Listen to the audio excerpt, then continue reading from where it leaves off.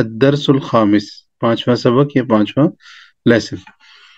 اس lesson میں ہمیں کچھ نئی چیزیں دکھائی جا رہی ہیں، اور کئی نئی چیزیں ہیں، لیکن ان میں سے جو ہدف ہے اصل مؤلف کا وہ ہے کتاب محمد۔ یہاں پہ کتاب محمد ترجمہ بنے گا محمد کی کتاب۔ یہ دو جو لفظ ہیں ان کا جو آپس میں تعلق ہے، یہ تعلق ہمیں اس سبق میں اصل میں سمجھایا جا رہا ہے۔ کئی الفاظ نئے بھی آئیں گے اور بھی چیزیں ہیں، لیکن میں اس سبق میں، اس لیسن میں یہ چیز ہمیں سکھائی جا رہی ہے۔ تو میں ایک دفعہ یہ پڑھ کے ترجمہ کرتا ہوں۔ سعید اور یاسر کی آپس میں گفتگو ہو رہی ہے۔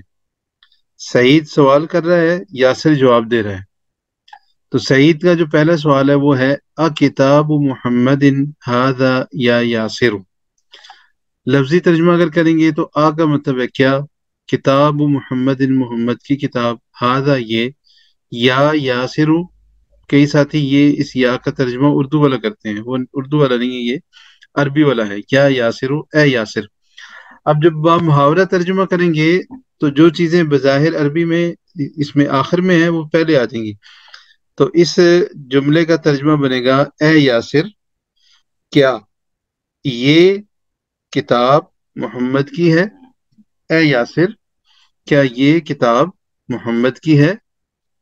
یا یاسر پہلے آ گیا، اے یاسر کیا یہ، ہذا کا ترجمہ یہ، کتاب محمد کی ہے؟ یاسر لا ھذا کتاب حامد، یاسر کا جواب ہے نہیں، یہ کتاب حامد کی ہے۔ سعید اب ایک اور سوال کر رہا ہے، این کتاب محمد، محمد کی کتاب کہاں ہے؟ تو یہاں پہ کتاب کے لیے ضمیر استعمال ہوگی ہوا، ہوا علی المکتبی ہناکا، وہ یعنی کہ کتاب علی المکتبی میز پر ہے، ہناکا وہاں پر۔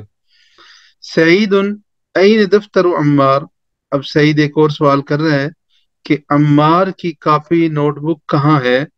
یاسر جواب دے رہا ہے ہوا علی مکتب المدرسی، وہ یعنی دفتر عمار، عمار کی کاپی علی مکتب المدرسی، مدرس کے ٹیبل پر ہے۔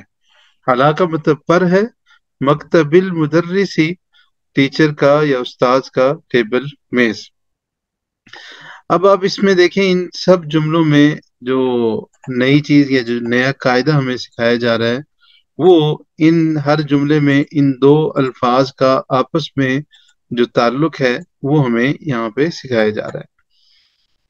یہ دو لفظ ہیں، کتاب محمد، پھر کتاب حامد، یہاں پہ پھر کتاب محمد، یہاں پہ ہے دفتر عمار، اور یہاں پہ ہے مکتب المدرسی۔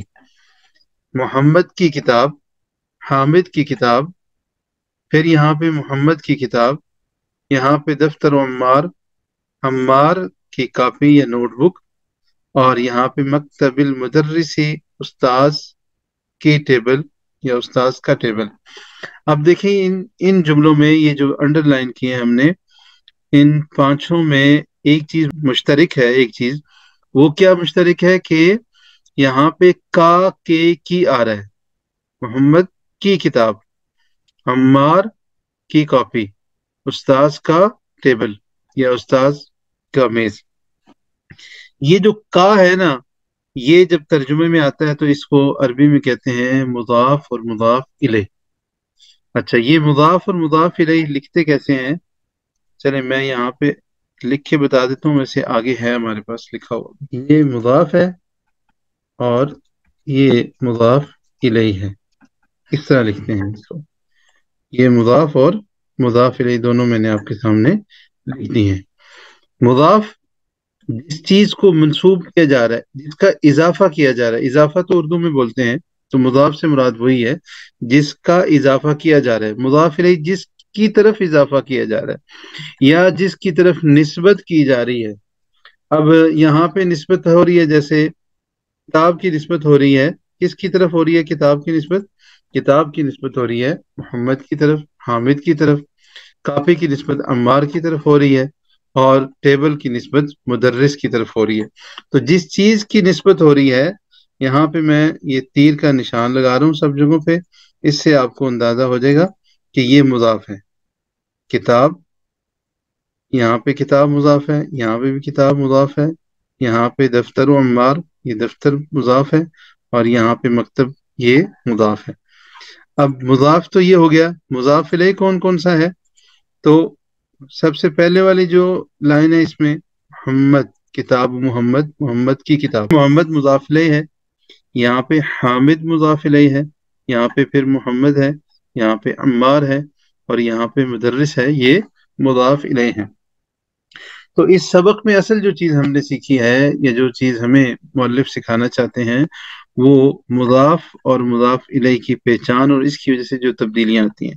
ایک تو ترجمے میں تبدیلی آ جاتی ہے، جیسے ہم سمجھ رہے ہیں کہ کا، کے، کی والی بات، تو یہ ترجمے میں اس کے تبدیلی آ جاتی ہے. دوسری یہاں پہ تبدیلی یہ آتی ہے کہ جب مضاف اور مضاف الیہ آ جاتے ہیں تو مضاف کی وجہ سے مضاف الیہ کی زیر آ جاتی ہے. کتاب محمد، تو یہ محمد ویسے ہوگا، لیکن جب یہ مضاف الیہ بن رہا ہے تو پھر یہاں پہ زیر آ جائے گی.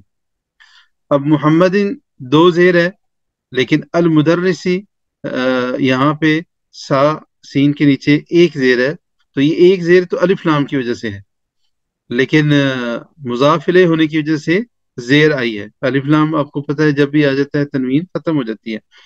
تو عمار، یہاں پہ چونکہ الف لام نہیں ہے تو عمار یہاں پہ بھی تنوین ہے. تو مضاف کا کام ہوتا ہے مضاف الیہ کو زیر دے دینا. تو یہاں پہ کتاب محمد، حامد، محمد، عمار، المدرسی، تو سب جگہ پہ آپ دیکھ رہے ہیں کہ مضاف الیہ پہ زیر آ گئی ہے.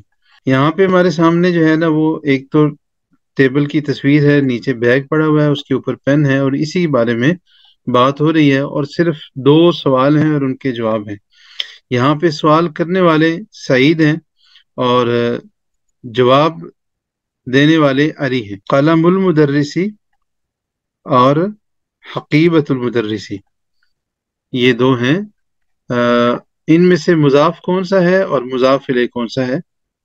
قلم مضاف ہے، حقیبت مضاف ہے، اور مضاف الیہ دونوں جگہ پہ ایک ہی لفظ ہے، المدرسی اور المدرسی. اب میں اس کا ایک بار ترجمہ کرتا ہوں آپ کے سامنے، آپ توجہ سے سنیں، معنی میں کیا فرق آ رہا ہے وہ بھی آپ کے سامنے آ جائے گی چیز. سعید، قلم من ھذا یا علی، سعید سوال کر رہا ہے قلم کس کی ہے، یہ یا علی. آخر پہ جو الفاظ ہیں ان کا ترجمہ جب کرتے ہیں تو شروع میں آ جائے، اے علی یہ قلم کس کا ہے، اے علی یہ قلم کس کا ہے. جس لفظ کا میں ترجمہ کر رہا ہوں وہاں پہ آپ کو تیر کا نشان دکھ رہا ہے. اے علی یہ قلم کس کا ہے. ھذا قلم المدرسی، یہ مدرس استاذ کا قلم ہے. مضاف مضاف الیہ میں دیکھیں ترجمے میں کا بھی آ رہا ہے اور یہاں پہ مدرسی زیر بھی ہے. یہ استاذ کا قلم ہے. یہ جو کا لفظ جو بیچ میں کا ترجمہ ہو رہا ہے نا، یہ ان کے مضاف مضاف الیہ ہونے کی وجہ سے ترجمہ ہو رہا ہے. سعید این حقیبت المدرسی، اب سعید کا ایک سوال اور ہے کہ کہاں ہے حقیبہ بیگ مدرسی استاذ کا، استاذ کا بیگ کہاں ہے. علی علی جواب دے رہا ہے ہیا، حقیبہ کی طرف یہ پروناؤن ضمیر جاری ہے، وہ بیگ تحت المکتبی، مکتب ٹیبل کے نیچے ہے. تو یہ آج کا ہمارا جو ہے وہ سبق ہے.